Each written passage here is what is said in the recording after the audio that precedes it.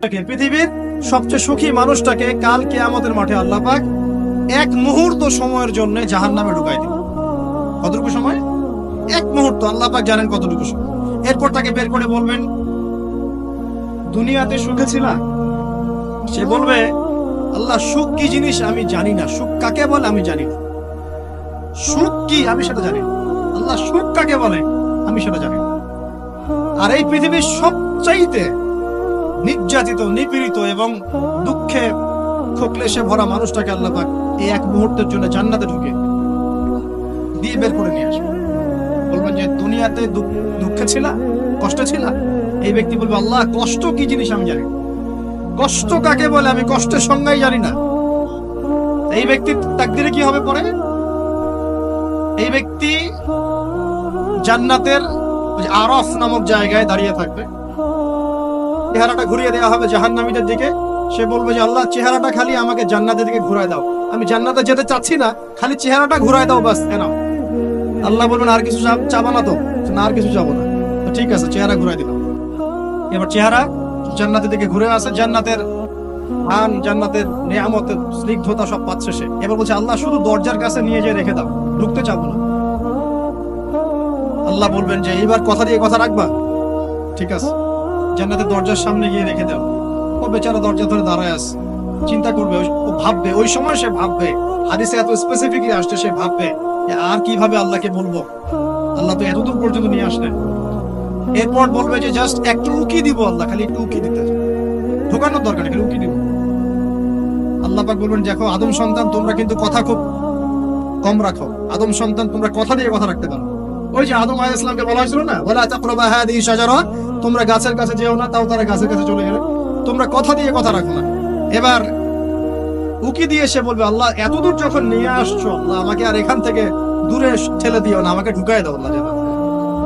আল্লাহ পাক তাকে জান্নাতে ঢুকাই দিবেন এবং এই দুনিয়ার চাইতে 10 গুণ বড় জান্নাত তাকে দিবেন ইনশাআল্লাহ। তাহলে আমরা বুঝতে পারলাম যে দুনিয়ার বাস্তবতা কি আর আসল প্রকৃত সাফল্য কাকে বলে। আরেকটা কথা বলি, এক ব্যক্তিকে জাহান্নামের শাস্তি দেওয়া হবে বছরের পর বছর, অনেক বছর, অনেক বছর। কত বছর আল্লাহ ভালো জানেন, কারণ জাহান্নামের উপর থেকে ছেড়ে দেওয়ার পরে জাহান্নামের তলায় গিয়ে পৌঁছাতেই মানে কত হাজার হাজার বছর পার হয়ে যাবে মানুষ জানে না। এত গভীর জাহান্নাম, এত গভীর। আমরা তো এখন নাসাকে ইলাহ বানিয়ে নিয়েছি, নাসা যা বলে তাই বিশ্বাস করি। ও বলে মঙ্গলে পানি আছে, আমরা বলি হ্যাঁ পানি আছে। ও বলে চাঁদে এই আছে, আমরা বলি হ্যাঁ সেই আছে। নাসা যদি এখন বলে জাহান্নাম নামে একটা জায়গা আছে, কালকে দেখবেন সব মানুষ বিশ্বাস করছে জাহান্নাম নামে একটা জায়গা আছে। এটা হলো যে সায়েন্সকে আমরা এখন উপাস্য বানাচ্ছি, এটা একটা শিরক, এটা আধুনিক শিরক। আধুনিক আরো শিরক আছে, আল্লাহর হালালকে হারাম করা, আল্লাহর হারামকে হালাল করে দেওয়া। ওইদিকে আমি যাচ্ছি না। এখন পড়তে পড়তে পড়তে একটা জায়গা তাকে দাঁড় করিয়ে দেওয়া হবে, আযাব দেওয়া হবে, আযাব দেওয়া হবে, আযাব দেওয়া হবে। এক পর্যায়ে সে চিৎকার করতে থাকবে, ইয়া মান্নান ইয়া হান্নান, ইয়া মান্নান ইয়া হান্নান। এভাবে চিৎকার করতে করতে, এগুলো আল্লাহ পাকের নাম। এগুলো কি? আল্লাহ পাকের নাম। আল্লাহ পাক বলবেন, দেখো জাহান্নামের অতল গভীরে কোন আমার বান্দা আমাকে ডাকছে, কি হাজত তার, নিয়ে আসো। ওকে জিজ্ঞাসা করা হবে কি প্রয়োজন। সে শাস্তির অভিযোগ করবে, শাস্তির অভিযোগ করে তাকে বলবে যে আমার এই শাস্তি আমি সহ্য করতে পারছি না, আল্লাহ আমাকে এইটা দাও, সেটা দাও আমাকে, আমি যেখানে থাকি সে থাকার জায়গাটা ভালো না, আমি যেখানে বসি বসার জায়গা ভালো না, এরকম অনেক কথা বলতে থাকবে। আল্লাহ পাক তখন তার গুনাহগুলোকে স্মরণ করাবেন, মানে তার এই অবস্থা কেন হলো এটা স্মরণ করবেন। এবার সে ব্যক্তি পিছনে ফিরে, তাকে আবার পাঠিয়ে দেওয়া হবে, যাও পিছনে ফিরে যাও। তো যেতে যেতে সে তাকাবে পিছনে ফিরে, বারবার তাকাবে আর বলবে, আল্লাহ তোমার রহমতে আমাকে একবার সেখান থেকে তুমি বের করে নিয়ে আসছো, আল্লাহ দ্বিতীয়বার আমাকে সেখানে পাঠাও। আমি তোমার রহমতের আশা রাখি যে তুমি আমাকে মাফ করে দিবে। আল্লাহ পাক বলবেন, আমার রহমতের ওসিলায় সে আমার কাছে চেয়েছে, যাও আমি তাকে মাফ করে দেব। এই জাহান্নাম থেকে বের করেও আল্লাহ পাক অনেক মানুষকে কি করবেন? জান্নাতে দিবেন ইনশাআল্লাহ। একজন ব্যক্তির কথা আসছে, 99টা খুন করেছে, তওবা করার সুযোগ আছে কিনা খুঁজতে গিয়েছে। এক আবেদ যে ইবাদত করে, আলেম না আবেদ, সে বলেছে কোনো মাফ নাই, ওকেও হত্যা করে 100 পূর্ণ করেছে। পরে অন্য এক আলেমের কাছে গিয়ে তওবা করেছে। আল্লাহ পাক তার জান কবজের সময় ফেরেশতাদের দূরত্বকে পরিমাপ করে এই ওসিলায় আল্লাহ রাব্বুল আলামিন তাকে মাফ করে দেন। আরেক ব্যক্তিকে মাফ করেছেন আল্লাহ রাব্বুল আলামিন, যে তার সন্তানদেরকে বলেছিল আমি মারা গেলে আমার লাশটাকে পুড়িয়ে ফেলবা, অর্ধেক ছাই বাতাসে ভাসিয়ে দিবা, অর্ধেক ছাই সাগরে ভাসিয়ে দিবা, বাতাসে উড়িয়ে দিবা, সাগরে ভাসিয়ে দিবা। আল্লাহ পাক ছাই জড়ো করেছেন, করে বলেছেন কেন করেছো এই কাজ? সে বলবে মিন খাশিয়াতিকা ইয়া রাব্বি, হে আল্লাহ তোমার ভয়ে কাজ করেছিলাম, আর তুমি খুব ভালো করে জানো হে আল্লাহ আমি তোমার ভয় করেছি না অন্য কোনো কারণে করেছি। আল্লাহ পাক তাকে বলবেন যাও আমি তোমাকে মাফ করে দিলাম। এক নারীর কথা আসছে, ব্যভিচারী মহিলা, জিনা করে, পতিতা মহিলা, একটা কুকুরকে পানি পান করিয়েছে, আল্লাহ তাকে মাফ করে দিয়েছে। আর একজন লোকের কথা আসছে যে তার বন্ধুকে এতটুকু বলেছিল, একজন ব্যক্তি তার বন্ধুকে এতটুকু বলেছিল যে আল্লাহ তোকে কোনোদিন মাফ করবে না, আল্লাহ তোকে কোনোদিন মাফ করবে না। এরকম কথা কিন্তু আমরা অনেকে বলে ফেলি। আল্লাহ পাক মৌতের পরে এই দুই ব্যক্তিকেই থাকবেন, কিয়ামতের মাঠে ডাকবেন, এটা বারজাকে হয়েছে। বলবেন আমার রহমত নিয়ে কথা বলার ইখতিয়ার তোমাকে কে দিয়েছে? আমি কাকে মাফ করব কাকে করব না এই কথা বলার ইখতিয়ার তোমাকে কে দিয়েছে? আজকে আমি তাকে মাফ করে দিলাম, তোমাকে জাহান্নামে দিয়ে দিলাম চাপ করে। অতএব আল্লাহ রাব্বুল আলামিনের এই বিশাল রহমত আমরা পাবো, আশাবাদী ইনশাআল্লাহ। এই কারণে আমাদের প্রথম যে বিষয়টা ফোকাস করতে হবে, আল্লাহ রহমত পেতে হলে আমাদের অবশ্যই বস্তুবাদিতা ত্যাগ করতে হবে। আল্লাহ পাক দুনিয়া পছন্দ করেন না, দুনিয়ার মোহে যারা ডুবে থাকে আল্লাহ এদেরকে পছন্দ করেন।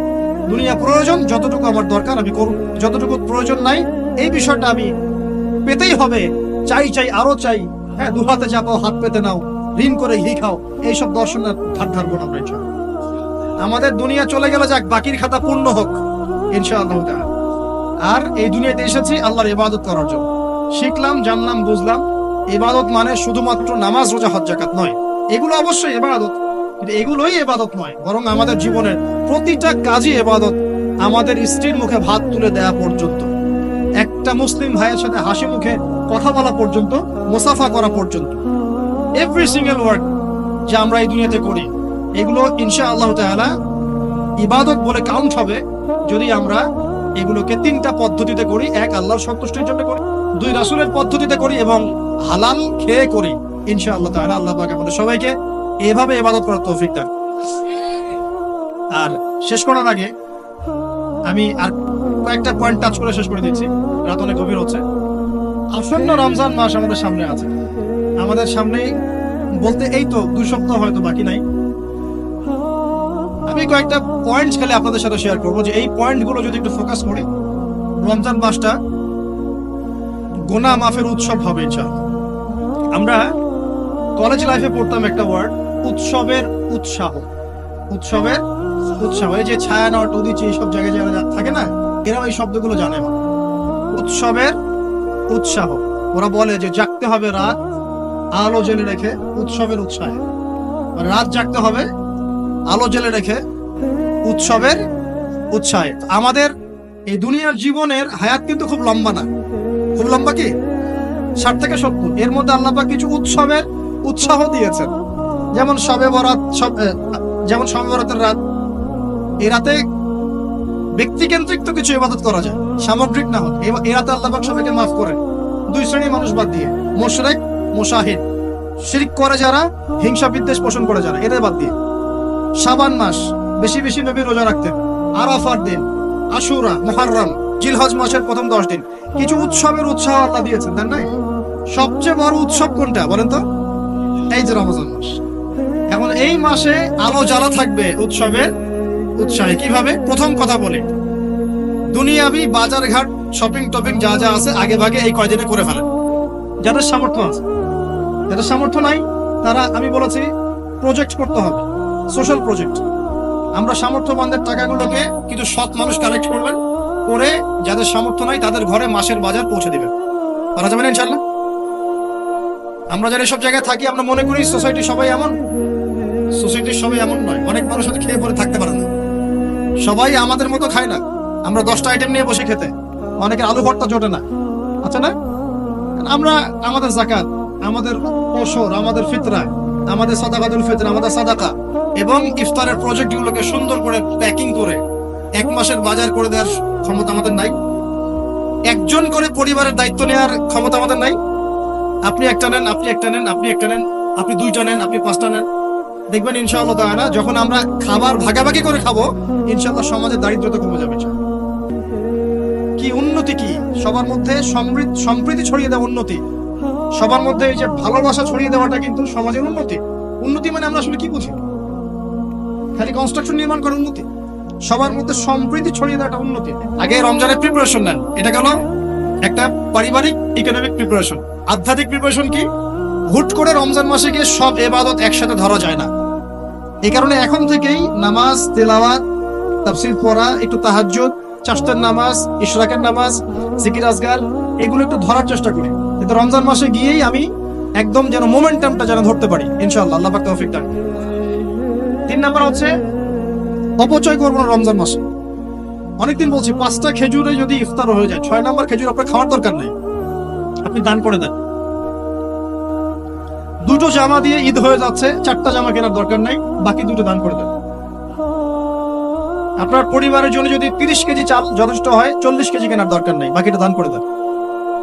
বহু মানুষ রমজান মাসে ইফতার করবে, ইফতার করে আল্লাহর কাছে বদদুয়া করবে, দেখে নিয়ে বলবো যে আল্লাহ আমি ইফতার করার খাবারটুকু পাচ্ছি না।